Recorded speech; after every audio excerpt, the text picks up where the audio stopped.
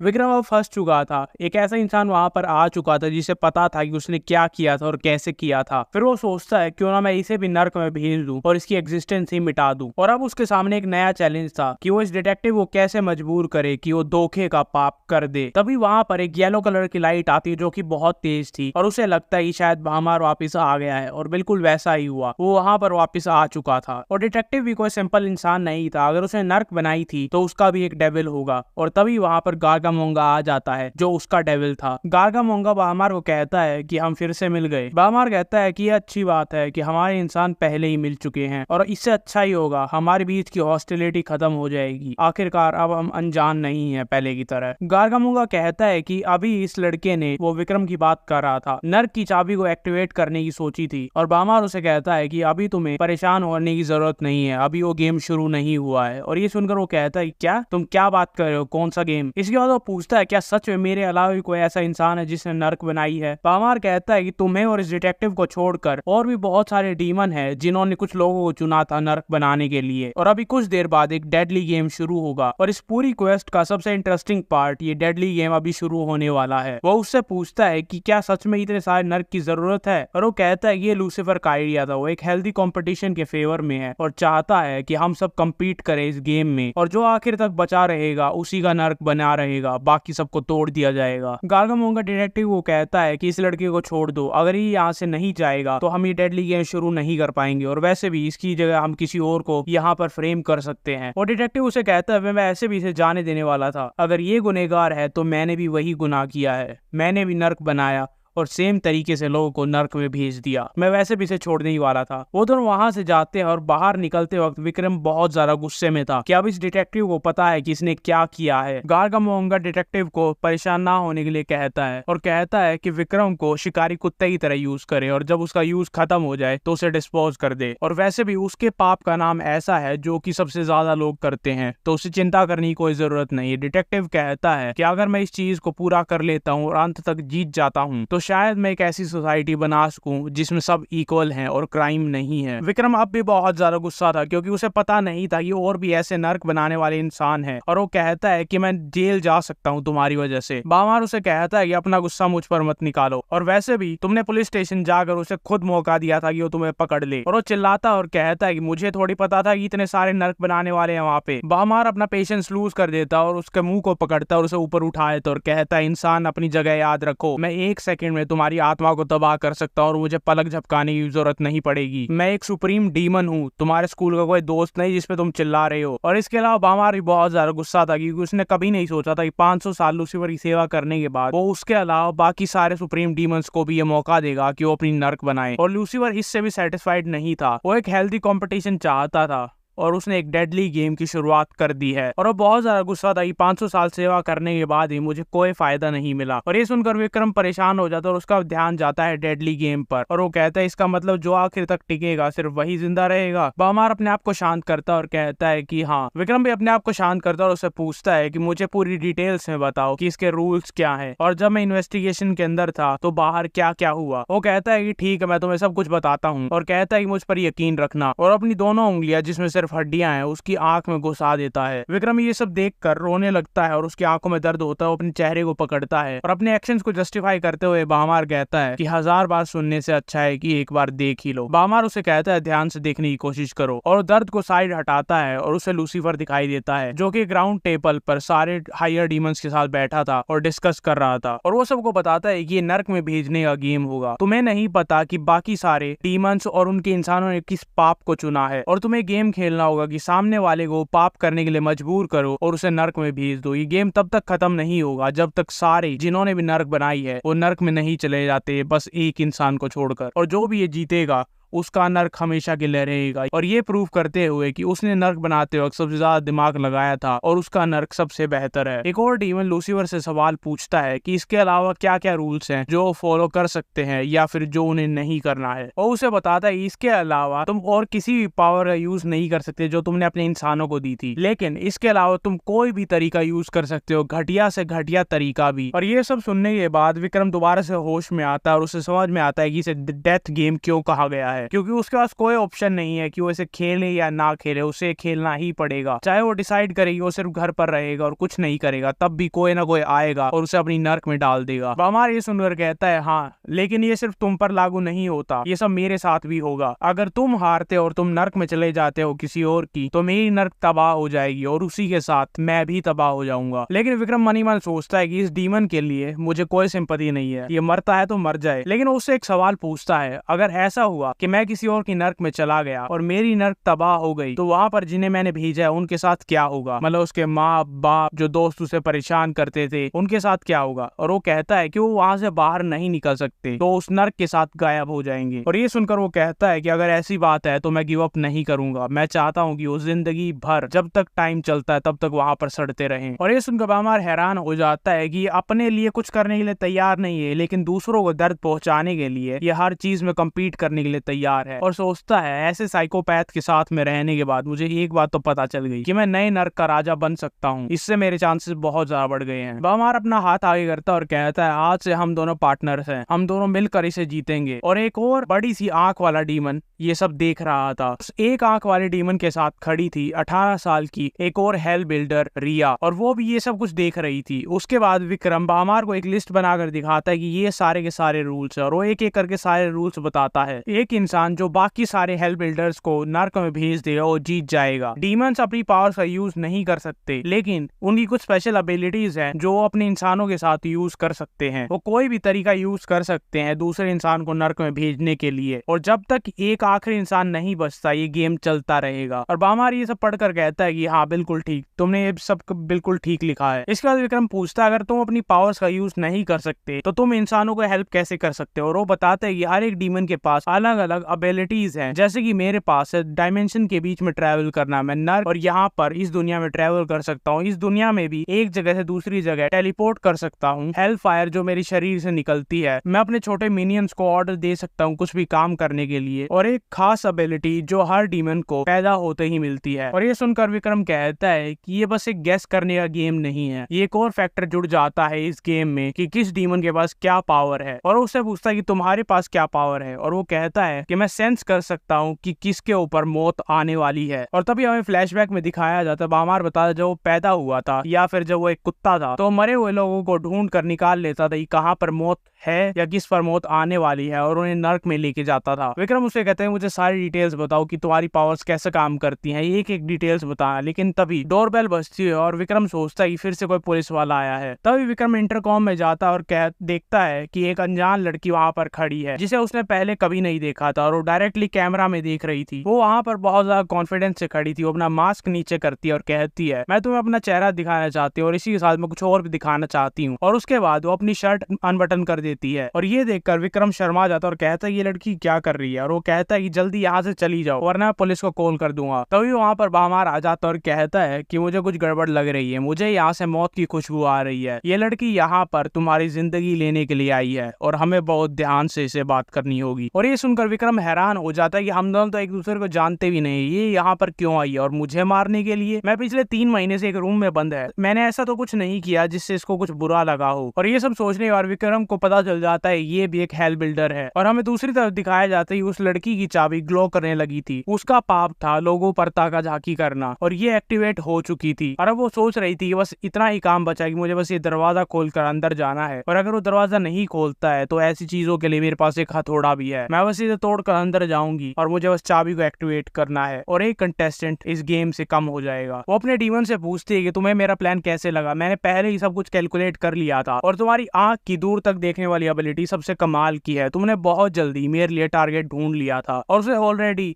दरवाजे को तोड़ना शुरू कर दिया था। और विक्रम ये सब देखकर सोच रहा था कि वो अभी इस दरवाजा तोड़ना शुरू कर रही है, मतलब उसकी कंडीशन मेट हो गई है, लेकिन कैसे? मैंने तो कुछ किया भी नहीं। और वो सोचता है कि अभी तक उसने क्या किया है, बस इंटरकॉम से उसे देखा था, और वो समझ जाता है कि उसका पाप है वो एरिज्म, दूसरे ऊपर ताका झाकी करना, दूसरे लोगों को बिना कपड़े के देखना। और वो अपनी चाबी की तरफ देखता है और उसकी चाबी एक्टिवेट नहीं हुई थी। उसने इंटरकॉम से देखा और अब वो फंस चुका है, उसके ऊपर एक बहुत बड़ी मुसीबत आ चुकी है। लेकिन बामार उसे देखता है कि वो बिल्कुल शांत है, इसका मतलब उसने कोई न कोई प्लान तो सोचा होगा और इतने कम टाइम में उसे धोखा देने के लिए मजबूर भी नहीं कर सकते, क्योंकि उन दोनों का कोई रिश्ता ही नहीं है, उन्होंने कोई एग्रीमेंट नहीं किया, ना ही वो कभी साथ थे, तो उसे कोई और प्लान बनाना होगा। विक्रम बामार को कहता है कि उस लड़की ने चाबी को एक्टिवेट कर दिया और उसे लगता है कि जैसे ही वो अंदर आएगी वो चाबी को एक्टिवेट कर दी होगी, तो मुझे उसे यकीन दिलाना होगा कि जैसे ही वो अंदर आएगी मैं भी ये सेम चीज कर सकता हूँ। और विक्रम चिल्लाता और कहता है कि तुम दरवाजे से अंदर आओगी और सीधा नर्क जाओगी। लेकिन सुनकर वो कहती है कि मुझे तुम पर यकीन नहीं है, पहले तुम एक कोने में बैठ गए और अब धोखा देने की कोशिश कर रहे हो। मैंने अपनी नर्क की चाबी को पहले ही एक्टिवेट कर दिया है और अब बस मुझे अंदर आकर तुम्हें नर्क में भेजना है। और कुछ देर दरवाजे पर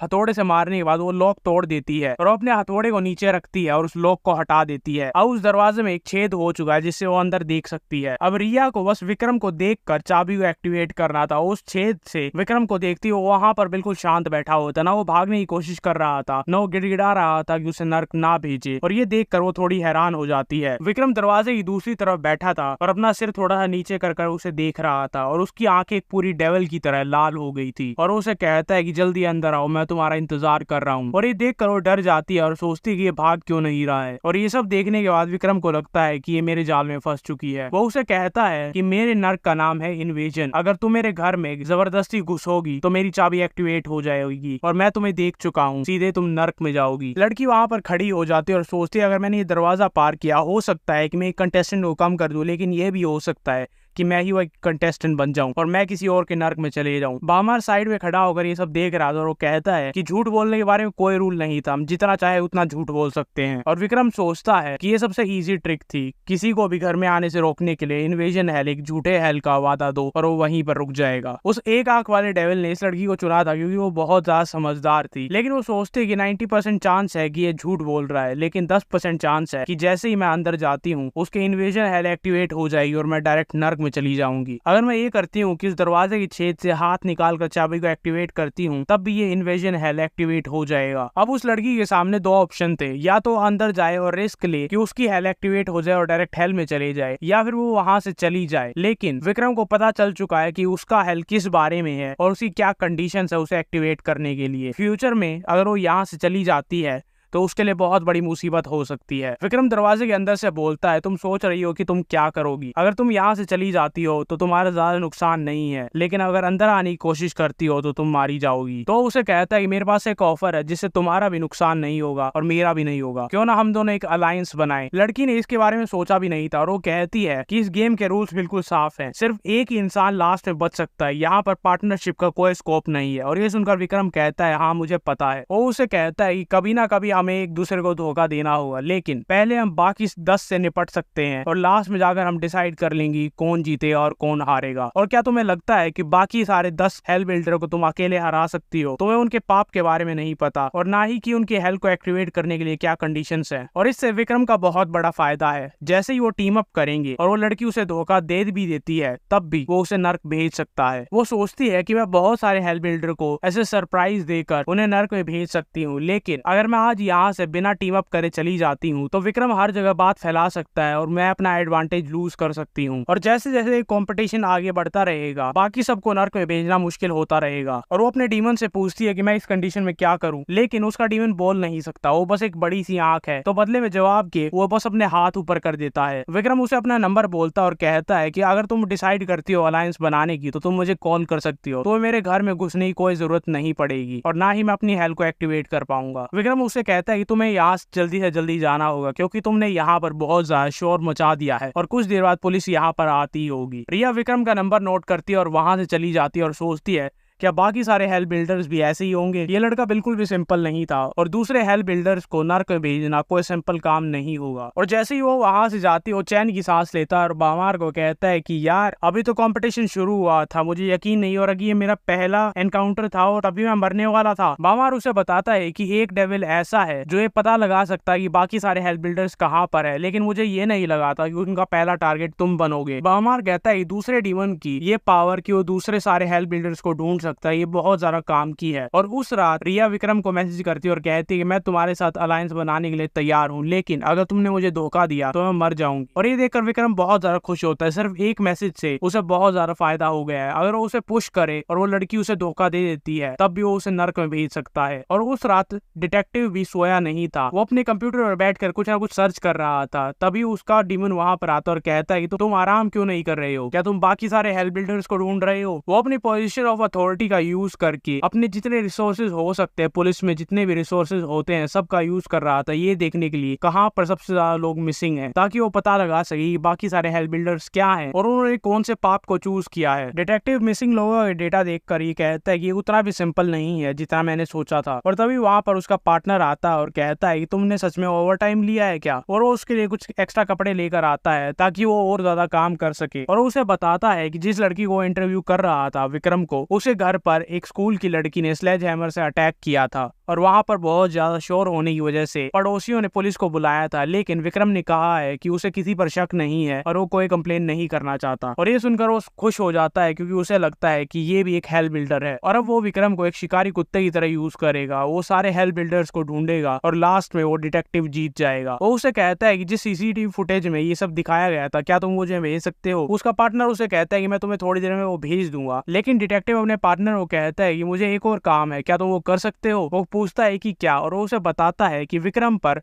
एक हफ्ते के लिए मुझे सर्वेलेंस करना है, वो कहाँ जाता है, किससे मिलता है, क्या बात करता है, मुझे सारी डिटेल्स चाहिए। और वो उसे कहता है कि हाँ ऐसा हो जाएगा। तभी हमें दिखाया जाता है कि ऊंची सी बिल्डिंग में एक यंग आदमी एक बुढ़े को कह रहा होता है कि मैं तुम्हें जान से मार दूंगा। और वो कहता है कि मैंने अपनी जिंदगी में कोई भी पाप नहीं किया। और उसके साइड में उसका एक छोटा सा डीमन होता है और वो उसे कहता है कि तुम यहाँ पर सांस लेकर मेरी ऑक्सीजन को वेस्ट कर रहे हो, तो चुप बैठो वरना तुम्हें भी मार दूंगा। और तभी उसका डीमन वहां पर आता है जो कि लूसीफर से सवाल पूछ रहा था और वो कहता है कि तुम्हें इसे मारने की कोई जरूरत नहीं है, तुम टीम बनाकर बाकी सबको हरा सकते हो। और वो अपने ही डीमन को धमकी देते हुए कहता है अगर तुम्हें भी ऐसा नहीं बनना है तो चुप रहो। और वो सुनकर हैरान हो जाता है कि मुझे ऐसा बोल रहा है, लेकिन फिर वो हंसते हुए कहता है कि तुम्हें चिंता करने की कोई जरूरत नहीं है, आखिरकार हम पार्टनर्स हैं। इसके बाद हमें दिखाया जाता है कि विक्रम बहुत ज्यादा आराम कर रहा था, खा रहा था, पी रहा था और सो रहा था और 3 दिन से उसने कुछ नहीं किया था। बामार उसे पूछता है कि तुमने 3 दिन पहले इतना अच्छा काम किया था, एक हेल्प बिल्डर के साथ अलायंस बनाया था, लेकिन अब तुम बिल्कुल आराम कर रहे हो। और वो उसे बताता है कि जैसे ही गेम का सेकंड हाफ शुरू होगा तब रेस्ट करने का, खाने का, पीने का टाइम नहीं मिलेगा। तुम ही सोचो, अगर कोई एक्सपीरियंस हंटर वहां पर आता है और वो मेरे पीछे पड़ जाता है तो क्या मेरे पास सोने का, खाने का, आराम करने का टाइम होगा? बिल्कुल नहीं। और वो उसे बताता है इसीलिए मैं अभी रेस्ट कर रहा हूँ ताकि मुझे सेकंड हाफ में परेशान ना होना पड़े। और कोई ना कोई बेवकूफ ऐसा जरूर होता है जो गलती करे और जब वो गलती करेगा तब मैं अपना काम शुरू करूंगा। बहुत से इंसान ऐसे होते हैं जो हथौड़ा लेकर दूसरे घर पर आ जाते उसे मारने के लिए, लेकिन मैं उतना बेवकूफ नहीं हूँ। मुझे जंग जीतनी है, लड़ाई नहीं। और तभी उसके पास रिया कॉल आता है और उसे पूछती है कि तुम कर क्या रहे हो। और वो उसे बताता है कि मैं 3 दिन से कुछ नहीं कर रहा था। और ये सारी बातें वो उसे भी समझाता है, लेकिन वो उसे कहती है कि सब लोग हमारी तरह नहीं है, कुछ लोगों ने अपना काम शुरू कर दिया। और उसके बाद वो उसे एक लाइव स्ट्रीम भेजती है जहाँ पर एक लड़का जोर जोर चिल्लाकर बता रहा था कि मैंने एक नया गेम शुरू किया है, एक डेडली गेम जिसमें सब लोग एक दूसरे के पीछे पड़े हैं। लेकिन वो फ्रस्ट्रेट था इस बात से कि अगर एक डेडली गेम है तो हम सबको एक दूसरे की तरफ जाना चाहिए, अटैक करना चाहिए, ट्रैप बिछाना चाहिए, लेकिन अभी तक कोई कुछ नहीं कर रहा था। और वो उसे बताता है और वो सबको बताता है कि आज रात 12 बजे मैं इसके कमेंट में अपना एड्रेस, अपना नाम और अपना पता बताऊंगा, तो जो भी मुझे मारना चाहता है या उसे लड़ना चाहता है यहाँ पर आ सकता है। ये सुनकर वो लड़की कहती है कि हमें मिलना चाहिए और प्लान बनाना चाहिए, क्योंकि ये हमारे लिए बहुत अच्छा मौका हो सकता है बाकी सारे हेल्प बिल्डर्स को जानने के लिए, उनके पाप क्या है और वो लोग कौन है। और ये सब करने के बाद वो एक मीटिंग फिक्स करते हैं जो कि एक कैफे में थी, ताकि विक्रम अपना इन्वेजन हेल एक्टिवेट ना कर सके। हालांकि वो झूठ है, लेकिन उस लड़की को लगता है वो सच है। अगले दिन वो वहां पर जाते हैं जहाँ पर उन्होंने मिलने के लिए डिसाइड किया था। विक्रम वहां पर पहले से बैठा था और रिया वहां पर आती है और सोचती है कि ये लड़का बहुत ज्यादा शाई है और चालाक भी है। इसने स्पेसिफिकली ऐसी जगह चुनी है जहाँ पर बहुत सारे लोग हो